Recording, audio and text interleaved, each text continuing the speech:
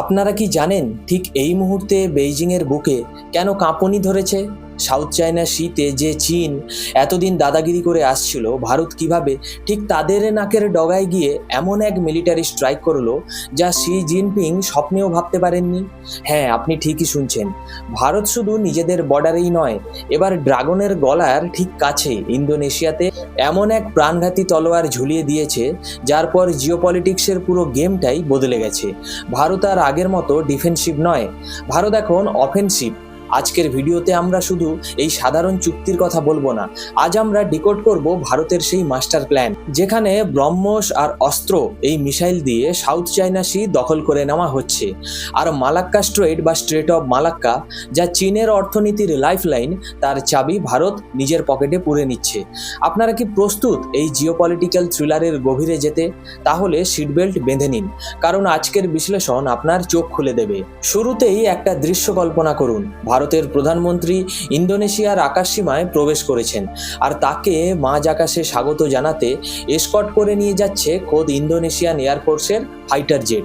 দেখুন, আন্তর্জাতিক কূটনীতিতে এটা কোনো সাধারণ প্রোটোকল বা নিছকই সম্মান প্রদর্শন নয়। কূটনীতির ভাষায় একে বলা হয় পাওয়ার প্রজেকশন বা শক্তির প্রদর্শনী। ফাইটার জেট দিয়ে এসকর্ট করাটা আসলে বেইজিংয়ের দিকে আঙুল তুলে একটা ক্লিয়ার মেসেজ, দেখে নাও আমাদের নতুন ডিফেন্স পার্টনার এসে গেছে। 1950-এর দশকে সুকর্ণ এবং নেহেরু যে সম্পর্কের বীজ বপন করেছিলেন, আজ তার এক মহীরুহে পরিণত হয়েছে। আর এই ভিজিটের সব থেকে বড় ব্রেকিং নিউজ কি জানেন? ইন্দোনেশিয়া ভারতের কাছ থেকে আনুষ্ঠানিকভাবে মিসাইল কিনছে। ভারতের কাছ থেকে প্রায় $200 মিলিয়ন বিনিময়ে ব্রহ্মস মিসাইলের 2টি ব্যাটারি কিনছে। আপনাদের মনে প্রশ্ন আসতে পারে, মাত্র 2টো ব্যাটারি, এটা দিয়ে কি এমন হবে? খুব সহজ ভাষায় বলছি, ব্রহ্মসের একটা ব্যাটারিতে থাকে 4টি লঞ্চার এবং 12টি রেডি টু ফায়ার মিসাইল। অর্থাৎ 2টি ব্যাটারি মানে ইন্দোনেশিয়ার হাতে সরাসরি চলে আসছে 24টি ডেডলি ব্রহ্মস মিসাইল। শুনতে সংখ্যাটা হয়তো খুব বিশাল মনে হচ্ছে না, তাই তো? কিন্তু বিশ্বাস করুন, এই 24টি মিসাইল চীনের পুরো সাউথ সি ফ্লিটের ঘুম হারাম করবার জন্য যথেষ্ট। কেন বলুন তো? কারণ এটা কোনো সাধারণ মিসাইল নয়, এটা ব্রহ্মস। শব্দের থেকে প্রায় 3 গুণ বেশিতে, অর্থাৎ ম্যাক 2.8+ এই গতিতে ছুটে যাওয়া এই সুপারসনিক ক্রুজ মিসাইলকে মাঝপথে আটকে দেওয়ার মতো কোনো শক্তিশালী ডিফেন্স সিস্টেম এই মুহূর্তে চীনের হাতে নেই। টার্গেটে হিট করবার আগে র্যাডারকে ঠিকমতো ধরতেই পারবে না। আর ইন্দোনেশিয়া এগুলো কোথায় মোতায়েন করবে জানেন? ঠিক সাউথ চায়না সি এর নাতুনা আইল্যান্ডের কাছে, যেখানে চীন তাদের জোর করে তাদের 9 লাইন দেখিয়ে ইন্দোনেশিয়ার জলসীমা দখল করতে চায়। ভারতের এই মিসাইলগুলো এখন চীনের যুদ্ধজাহাজগুলোর দিকে তাক করে থাকবে। আচ্ছা ভাবুন তো, ইন্দোনেশিয়া কেন আমেরিকা বা ইউরোপের কাছ থেকে অস্ত্র না কিনে ভারতের কাছে এলো? পয়সার তো তাদেরও অভাব নেই, তাই না? কারণটা খুব সিম্পল, কিন্তু জিওপলিটিক্সের জন্য মারাত্মক। আমেরিকা বা ইউরোপ থেকে অস্ত্র কেনার মানে শুধু টাকা দেওয়া নয়, নিজেদের দেশের সার্বভৌমত্ব একটুখানি বন্ধক রাখা।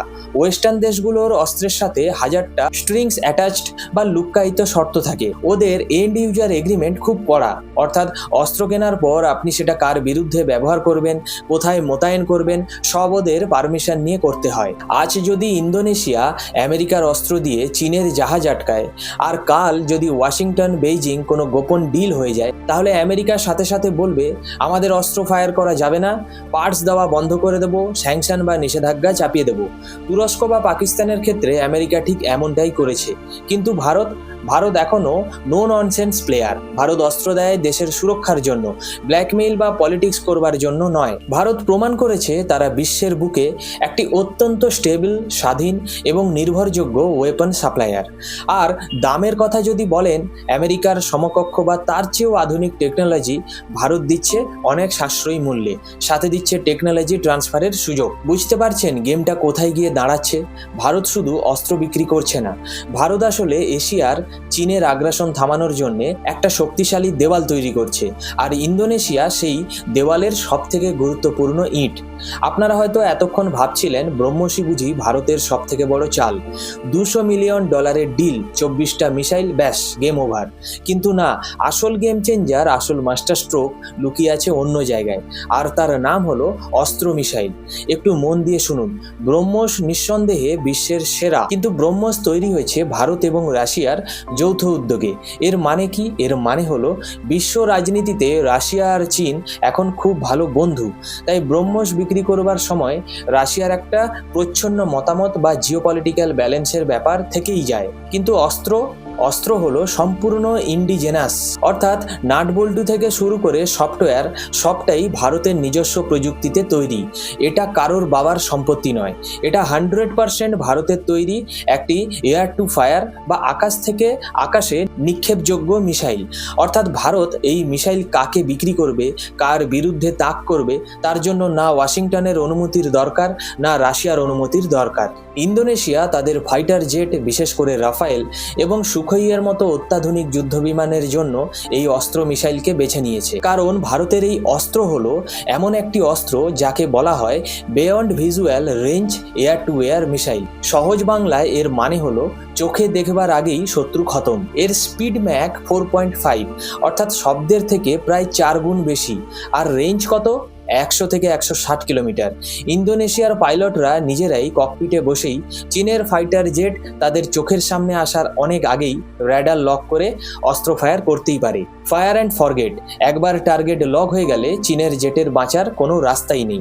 এর অ্যান্টি জ্যামিং টেকনোলজি এতটাই আধুনিক যে চীনের কোনো ইলেকট্রনিক ওয়ারফেয়ার সিস্টেম একে ডজ করতে পারবে না। এবার আপনারা আমাকে বলুন, ইন্দোনেশিয়া কেন ফ্রান্সের রাফেল জেট কিনেও ফ্রান্সের মিটিওর বা আমেরিকার অ্যামারাম মিসাইল না কিনে ভারতের অস্ত্র কিনছে? কারণটা হলো নির্ভরযোগ্যতা এবং দাম। পশ্চিমা দেশগুলোর মিসাইলের দাম আকাশ ছোঁয়া। আর আগেই বলেছি তাদের হাজারটা শর্ত থাকে। ভারত যেখানে ইন্দোনেশিয়াকে এমন এক ব্রহ্মাস্ত্র দিচ্ছে যা দামে সাশ্রয়ী কিন্তু শক্তিতে পশ্চিমা বা চাইনিজ মিসাইলের চেয়ে কোনো অংশে কম নয়। সাউথ চাইনা সিতে চীনের J-20 বা অন্য যে কোনো ফাইটার জেট যদি ইন্দোনেশিয়ার আকাশসীমায় দাদাগিরি করতে আসে, ইন্দোনেশিয়ান এয়ারফোর্স এখন আর শুধু ওয়ার্নিং দিয়ে ছেড়ে দেবে না, তাদের ফাইটার জেটের ডানায় এখন জলজল করে চলবে ভারতের অস্ত্র। ইন্দোনেশিয়া এই মিসাইল কেনার পর বিশ্বের অন্যান্য দেশগুলোর কাছে কি মেসেজ গেল? মেসেজটা একদম লাউড অ্যান্ড ক্লিয়ার। ভারতের নিজস্ব ডিফেন্স টেকনোলজির ওপর এখন দুনিয়া চোখ বন্ধ করে ভরসা করছে। ভারত প্রমাণ করে দিয়েছে যে তারা শুধু অস্ত্র কিনতেই জানে না, তারা এখন গ্লোবাল সুপার পাওয়ারদের টেক্কা দিয়ে হাই এন্ড টেকনোলজির অস্ত্র বানাতে এবং এক্সপোর্ট করতেও পারে। আজ ইন্দোনেশিয়া কিনছে, কাল ভিয়েতনাম, পরশু ফিলিপিন্স বা মালয়েশিয়া। যে দেশগুলো চীনের অত্যাচারে অতিষ্ঠ তারা সবাই এই ভারতের দরজায় লাইন দিয়ে দাঁড়িয়ে আছে, তা বলাই বাহুল্য। অস্ত্র আর চুক্তির কথা তো অনেক হলো, কিন্তু আপনাদের একটা সত্যি কথা বলি, জিওপলিটিক্স শুধু বন্দুক, মিসাইল বা ফাইটার জেট দিয়ে জেতা যায় না। আসল যুদ্ধটা হয় মস্তিষ্ক, বিশ্বাস আর মনস্তত্ত্ব দিয়েই। একেই বলে সাইকোলজিক্যাল ওয়ারফেয়ার। আজকের দিনে দাঁড়িয়ে অন্য কোনো দেশের রাষ্ট্রপ্রধান যখন গ্লোবাল স্টেজে দাঁড়িয়ে ভারতের প্রধানমন্ত্রীর সরাসরি প্রশংসা করেন, তখন বুঝতে হবে ভারতের সফট পাওয়ার বা ইনফ্লুয়েন্স ঠিক কতটা গভীরে পৌঁছেছে। ইন্দোনেশিয়ার প্রেসিডেন্ট প্রকাশ্যে কি বলেছে একটু মন দিয়ে শুনবেন। উনি বলেছেন, আমি ভারতের ডোমেস্টিক পলিটিক্সে জড়াতে চাই না, কিন্তু আমি নরেন্দ্র মোদীর একজন বিশাল বড় ফ্যান। প্রেসিডেন্ট হওয়ার আগে থেকেই আমি ওনার পলিসি স্টাডি করেছি এবং যেহেতু কোনো কপিরাইট নেই তাই ওনার অনেক পলিসি আমি নিজের দেশে কপিও করেছি। আপনারা জাস্ট চিন্তা করুন বিষয়টা, একজন স্বাধীন, সার্বভৌম এবং শক্তিশালী দেশের রাষ্ট্রপ্রধান প্রকাশ্যে ক্যামেরার সামনে দাঁড়িয়ে বলছেন যে তিনি ভারতের পলিসি কপি করেন। জিওপলিটিক্সের দুনিয়ায় কোনো নেতা সহজে এটা স্বীকার করে না। এর মানে কি জানেন? এর মানে হলো তৃতীয় বিশ্বের দেশগুলো বা ডেভেলপিং নেশন এখন আর চীনকে তাদের রোল মডেল মনে করে না। চীনের বেইজিং মডেল মানেই হলো উন্নয়নের নামে টাকা ধার দাও আর তারপরেই সেই দেশকে ঋণের ফাঁদে ফেলে তার জমি দখল করো, যেমনটা শ্রীলঙ্কা বা পাকিস্তানের সাথে হয়েছে। কিন্তু ভারত এখন সারা বিশ্বের কাছে গভর্নেন্সের নতুন ব্লুপ্রিন্ট।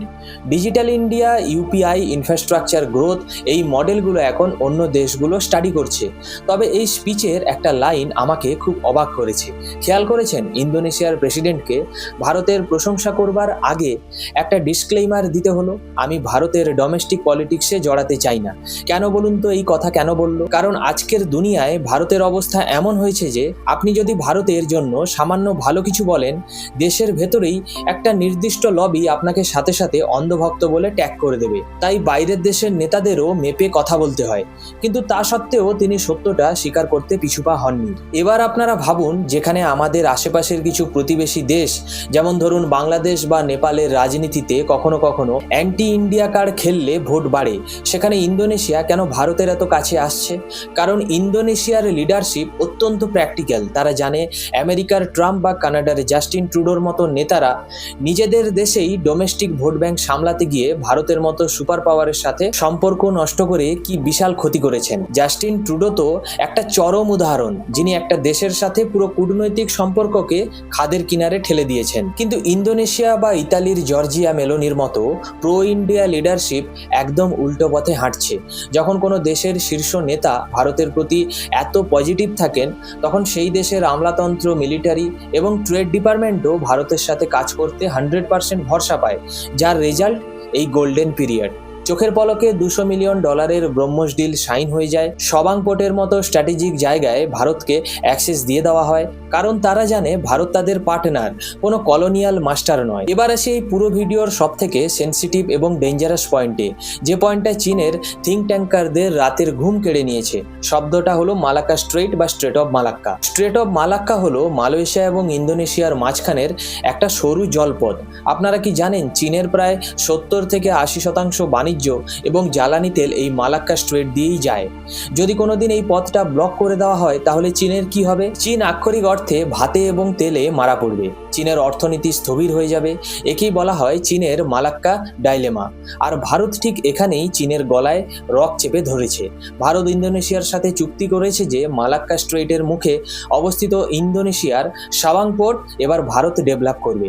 আন্দামান ও নিকোবর দ্বীপপুঞ্জের কারণে ভারত এমনিতে এই অঞ্চলে অনেক শক্তিশালী, কিন্তু এবার সবাং পোর্টে ভারতের উপস্থিতি মানে ভারত আক্ষরিক অর্থেই মালাক্কা স্ট্রেইটের গেটকিপার হয়ে গেল।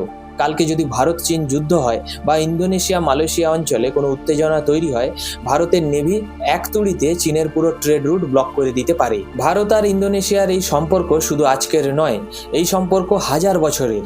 আর তার সবথেকে বড় প্রমাণ হলো ইন্দোনেশিয়ার প্রাম্বানান মন্দির। এটি একটি 1000 বছরের পুরনো ইউনেস্কো ওয়ার্ল্ড হেরিটেজ সাইট। আর গর্বের বিষয় হলো ভারত এই প্রাচীন মন্দিরটিকে রিস্টোর বা পুনরুদ্ধার করবার জন্য একটা বিশাল ভূমিকা পালন করতে চলেছে। অর্থাৎ শুধু হার্ড পাওয়ার বা সামরিক শক্তি দিয়ে নয়, সফট পাওয়ার এবং সংস্কৃতি বন্ধন দিয়েও ভারত ইন্দোনেশিয়ার সাথে এক অবিচ্ছেদ্য সম্পর্ক তৈরি করছে। আজ থেকে 10-15 বছর আগে কেউ কি ভেবেছিল ভারত, যে কিনা পৃথিবীর অন্যতম বৃহৎ অস্ত্র ক্রেতা ছিল, সে একদিন ভিয়েতনাম, ফিলিপিন্স আর ইন্দোনেশিয়ার মতো দেশকে $1 বিলিয়ন অত্যাধুনিক অস্ত্র বিক্রি করবে? আজ এটা বাস্তব। অপারেশন সিন্দুর প্রমাণ করে দিয়েছে ভারতের ব্রহ্মস আর অস্ত্র missile 1 in a million। Bharat আজ শুধু ডিফেন্স ইকুইপমেন্টে সাপ্লায়ার নয়, ভারত আজ জিওপলিটিক্সের এমন এক মাস্টার মাইন্ড, যার একটা চালে চীনের মতো সুপার পাওয়ারও ব্যাকফুটে চলে যায়। সবাং পোর্টের কন্ট্রোল আর ইন্দোনেশিয়ার আকাশে ভারতের মিসাইল, এই দুটো জিনিস প্রমাণ করে যে এশিয়ায় এখন নতুন বসের উদয় হয়েছে। আপনাদের কি মনে হয় ভারতের এই আগ্রাসী ডিফেন্স এক্সপোর্ট পলিসি আর মালাক্কা স্ট্রেইটের সাবাং পোর্ট কন্ট্রোল করবার স্ট্র্যাটেজি কি আগামী দিনে চীনকে পুরোপুরি কোণঠাসা করতে পারবে? আপনাদের মতামত অবশ্যই কমেন্ট বক্সে জানাবেন। ভিডিওটি ভালো লাগলে লাইক করুন, সাবস্ক্রাইব করুন এবং বন্ধুদের সাথে শেয়ার করুন। যারা ফেসবুকে ভিডিওটি দেখছেন, এরকম ভিডিও পেতে আমার চ্যানেলটিকে ফলো করুন। দেখা হচ্ছে পরের ভিডিওতে। জয় হিন্দ, বন্দে মাতরম।